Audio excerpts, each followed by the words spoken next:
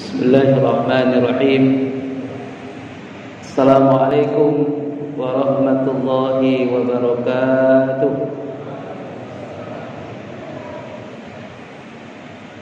Alhamdulillah, wassalatu wassalamu ala Rasulillah wa ala alihi wa sahbihi wa mawalah.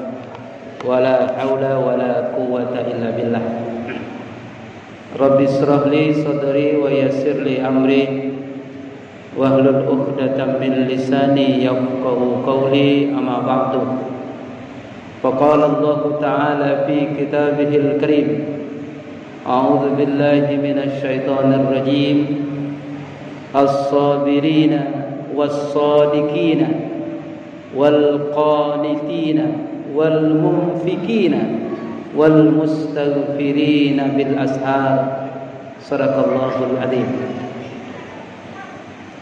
Al-Muhtaramin yang sama-sama kita muliakan, Bapak Imam Masjid dan Muazzin, para alim, para ulama, para tokoh masyarakat yang hadir, wabil khusus yang kita hormati ketua dan jajaran pengurus Masjid Baitus Syakur, Bapak Ibu jamaah rahimakumullah.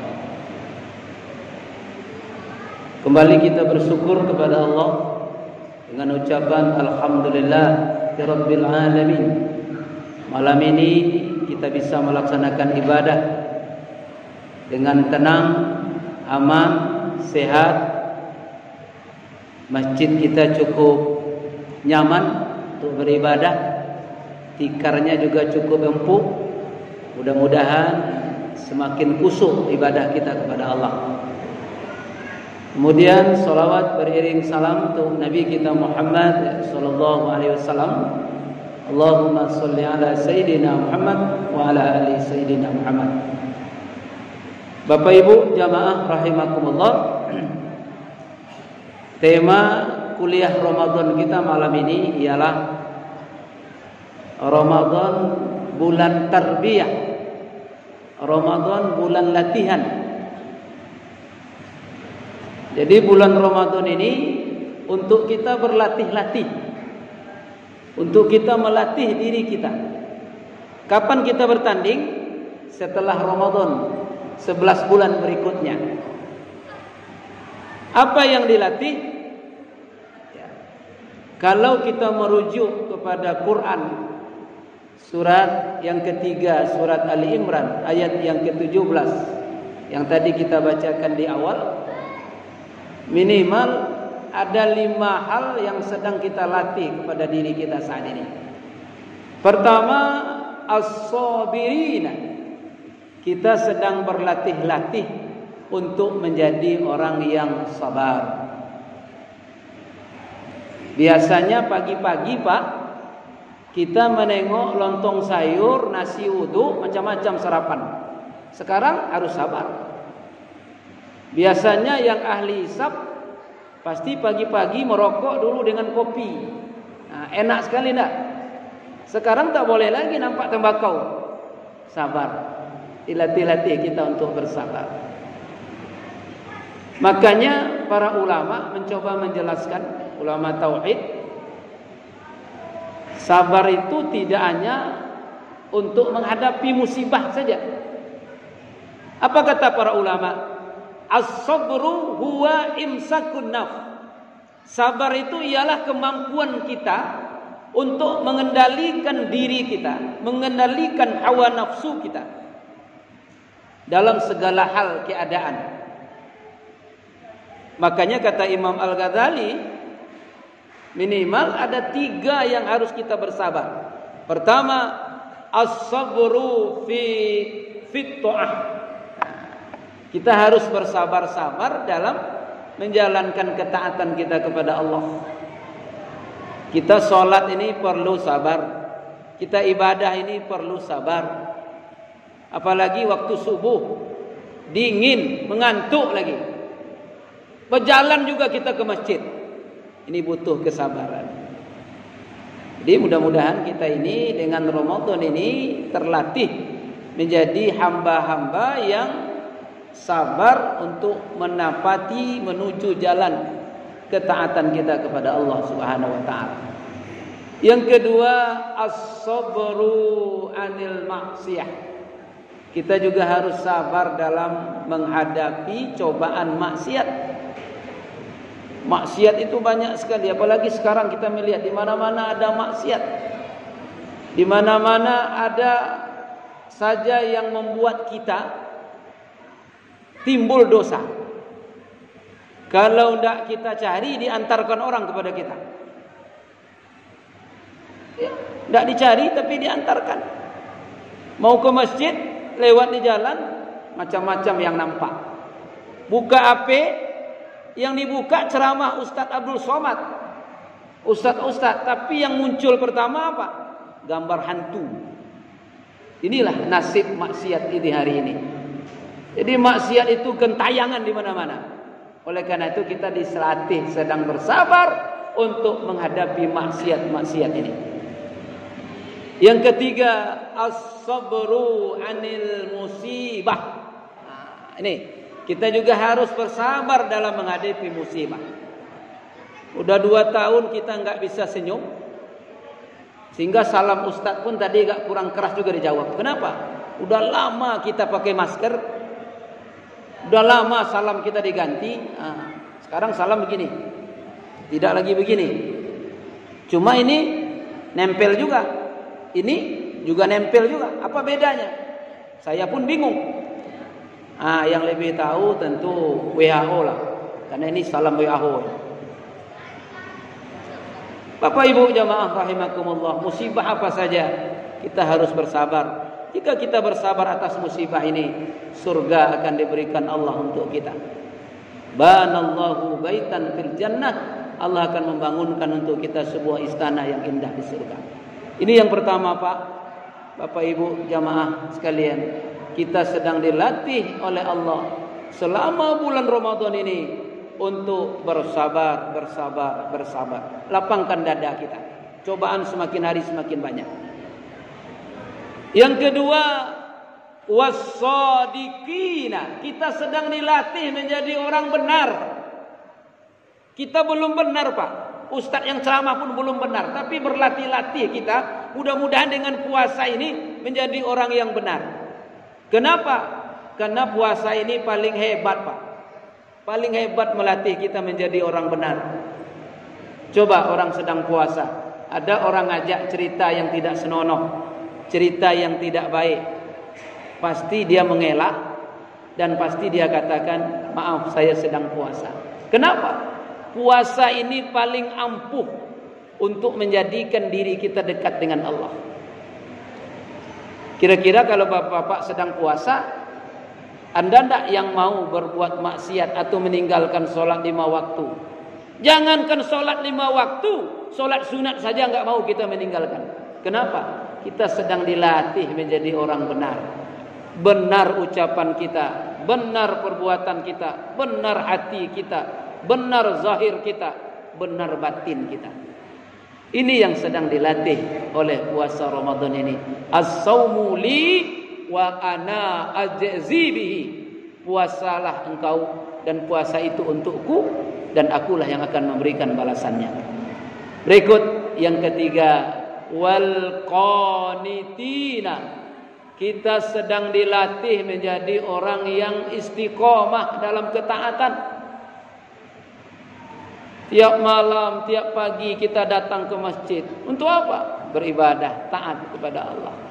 Mudah-mudahan kita menjadi orang-orang yang qanitin, menjadi orang-orang yang taat, istiqomah terus. Sebulan latihan, 11 bulan berikutnya yang akan kita tuju nanti. Berikutnya wal munfikin. Kita sedang dilatih untuk mampu menginfakkan sebahagian rezeki kita di jalan Allah.